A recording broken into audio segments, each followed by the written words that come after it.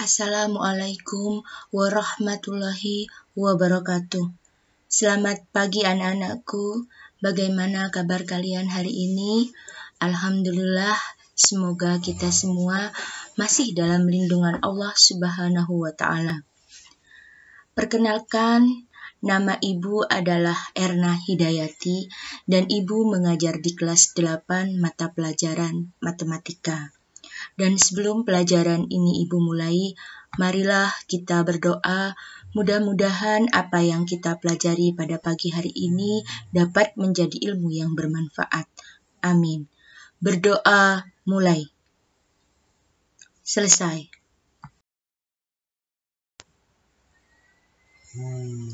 Pada pertemuan pertama, bab yang akan kita pelajari di kelas 8 semester ganjil tahun pelajaran 2020-2021 UPTD SMPN 1 Modung adalah tentang pola bilangan. Dan video ini Ibu persembahkan kepada siswa-siswi kelas 8 UPTD SMPN 1 Modung. Belajar dari rumah akan tetap menyenangkan. Kompetensi dasar yang akan kita pelajari pada materi ini adalah membuat generalisasi dari pola pada barisan bilangan dan barisan konfigurasi objek. Kompetensi keterampilannya adalah menyelesaikan masalah yang berkaitan dengan pola pada barisan bilangan dan barisan konfigurasi objek. Indikator pencapaian kompetensi pada materi yang akan kita pelajari hari ini. Yang pertama, siswa mampu menentukan suku selanjutnya dari suatu barisan bilangan dengan cara menggeneralisasi pola bilangan sebelumnya. Yang kedua, siswa akan mengenal macam-macam barisan bilangan. Dari pola bilangan. Sebelum Ibu jelaskan lebih lanjut apa itu pola bilangan, tolong perhatikan gambar yang Ibu berikan. Gambar-gambar yang Ibu tampilkan ini adalah gambar-gambar yang tidak asing bagi kalian, karena kalian pasti menemukan gambar-gambar ini dalam kehidupan kita sehari-hari. Dan gambar-gambar ini merupakan gambar-gambar yang mempunyai pola tertentu, bentuk tertentu. Selain gambar di atas, banyak hal yang berhubungan dengan pola bilangan dalam kehidupan kita sehari-hari. Misalnya, pola dalam penataan rumah, pola dalam penataan kamar tidur, pola penataan kursi dalam suatu stadion, pola nomor buku yang ada di perpustakaan. Sehingga tanpa kita sadari, banyak sesuatu di sekitar kita membentuk pola tertentu yang teratur. Perhatikan contoh berikut. Di sebuah perumahan, terdapat beberapa rumah dengan pemberian nomor seperti berikut.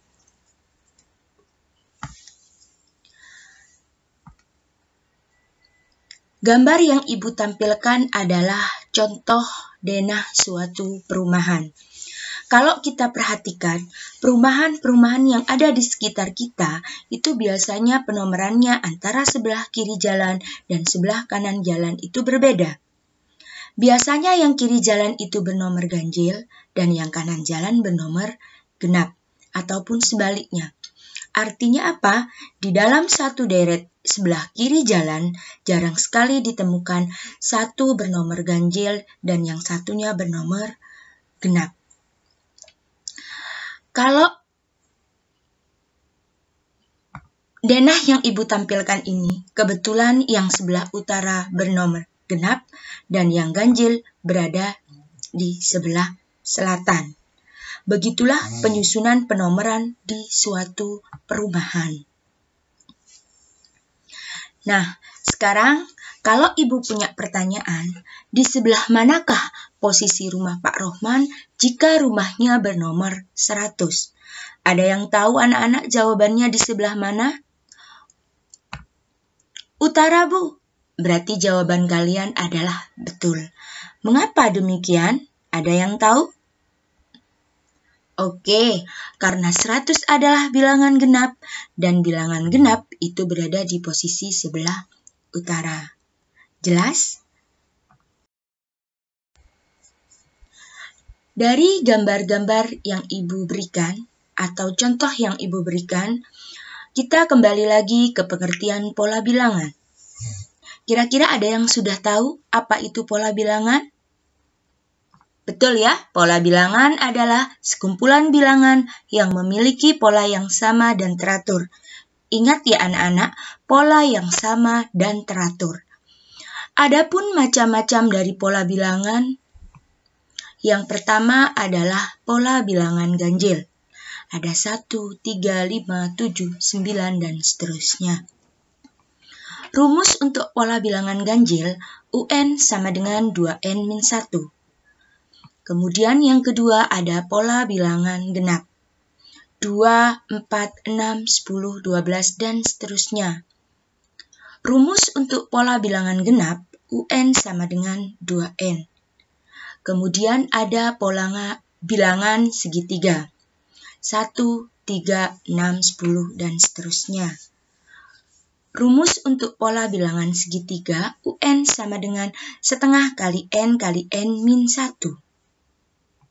Kemudian lagi ada pola bilangan persegi. 1, 4, 9, 16, 25, dan seterusnya. Rumus untuk pola bilangan persegi adalah UN sama dengan N pangkat 2. Dan masih banyak pola bilangan yang lain. Istilah-istilah di dalam pola bilangan, apa saja kira-kira? Yang pertama adalah suku. Suku berarti urutan bilangan. Simbolnya adalah U besar. Selain suku ada suku ke N.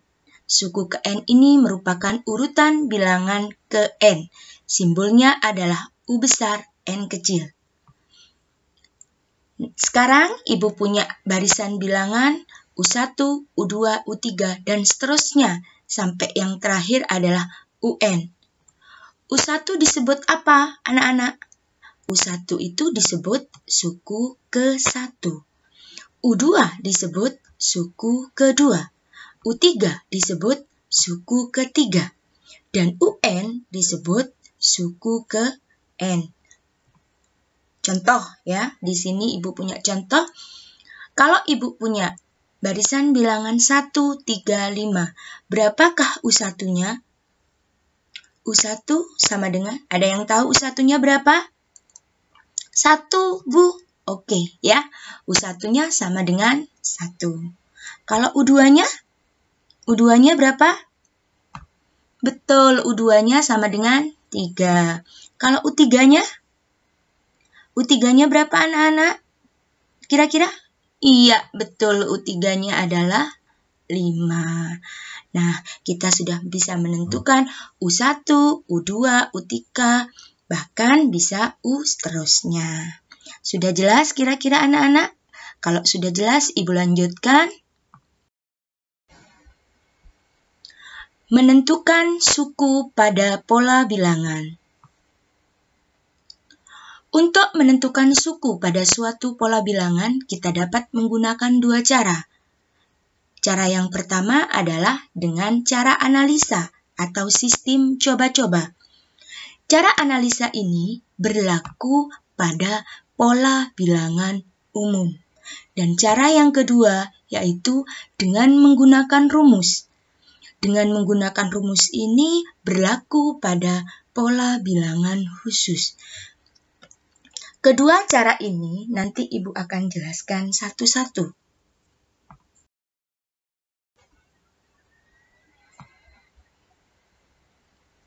Menentukan suatu pola bilangan. Selain pola bilangan yang Ibu sebutkan tadi, ada banyak pola bilangan yang lain. Dan untuk menentukan suku tertentu pada suatu pola bilangan, kita bisa menganalisa secara sederhana. Jadi cara yang pertama kita analisa dulu. Jika terlalu sulit, maka lebih baik kita menentukan rumus suku ke N terlebih dahulu. Ini contoh soal ya. Ibu punya contoh soal. Tentukan 3 bilangan selanjutnya dari pola bilangan berikut. Contoh yang pertama, jika Ibu punya pola bilangan 1, 1, 5, 9, 13. Kira-kira 3 bilangan selanjutnya berapa ini anak-anak? Dari pola bilangan ini ada U1 sama dengan 1, U2 sama dengan 5, U3 sama dengan 9, U4 sama dengan 13. Tugas kita mencari U5, U6, dan U7. Kira-kira bagaimana caranya? Kita analisa dulu. Dari pola ini, kita lihat U1 ke U2, dari angka 1 ke angka 5.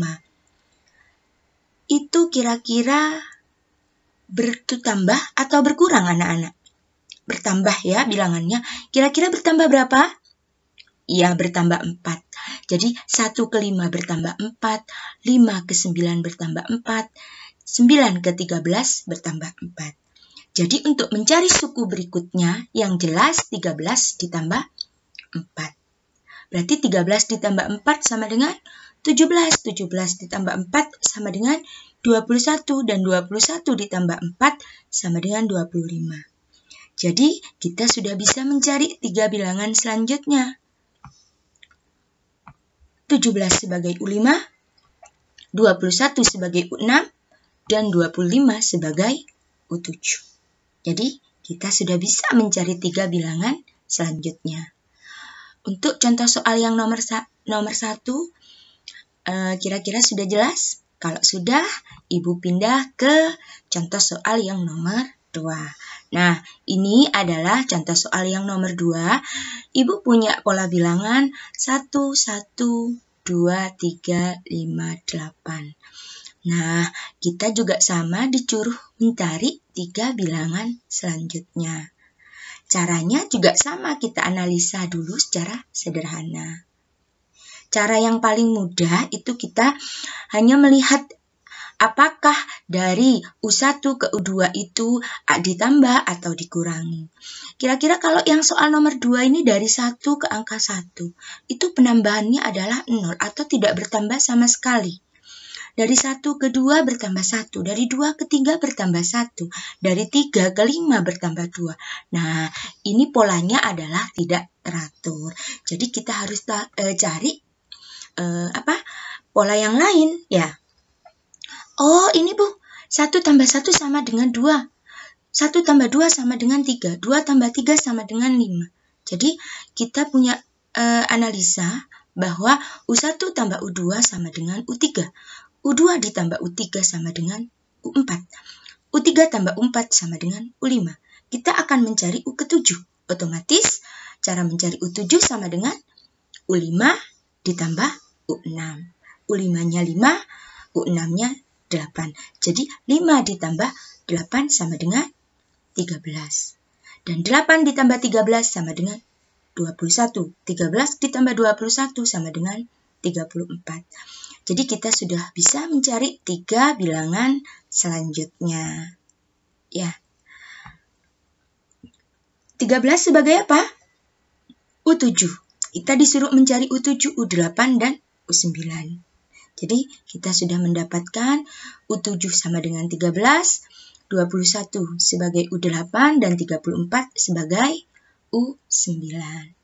Jadi 3 bilangan selanjutnya yaitu 13, 21, dan 34. Nah, pola yang tidak teratur seperti ini namanya adalah pola barisan Fibonacci. Contoh yang nomor 2 disebut pola barisan Fibonacci.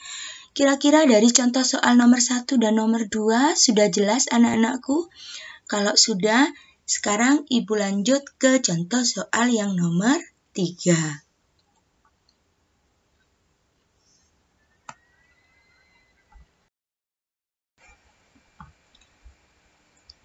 Contoh soal yang nomor 3, di sini tentukanlah 4 suku pertama dari suatu pola bilangan dengan rumus UN sama dengan 3N plus 2. Nah, sekarang kita harus bisa mencari 4 suku pertama. Sudah terbesit dalam benak kita, 4 suku pertama itu berarti U1, U2, U3, dan U4. Cara yang pertama, kita mencari U1-nya dulu. Ya. Rumusnya sudah ada, UN sama dengan 3N plus 2. Kalau N-nya diganti 1, berarti 3. N kita ganti 1, berarti 3 kali 1, ditambah 2, sama dengan 3 ditambah 2, sama dengan 5. Berarti U1-nya sama dengan 5. Kemudian U2, 3 tetap, kali 2, N-nya kita ganti 2, ditambah 2, sama dengan 3 kali 2, 6, ditambah 2, sama dengan hasilnya 8. Kemudian mencari U3. 3-nya tetap, N-nya diganti 3, berarti dikali 3, ditambah 2, sama dengan 3 kali 3, 9, ditambah 2, hasilnya adalah 11. U4 sama dengan 3-nya tetap, ya. N-nya diganti 4, berarti kali 4, ditambah 2, 3 kali 4 sama dengan 12, ditambah 2, hasilnya sama dengan 14.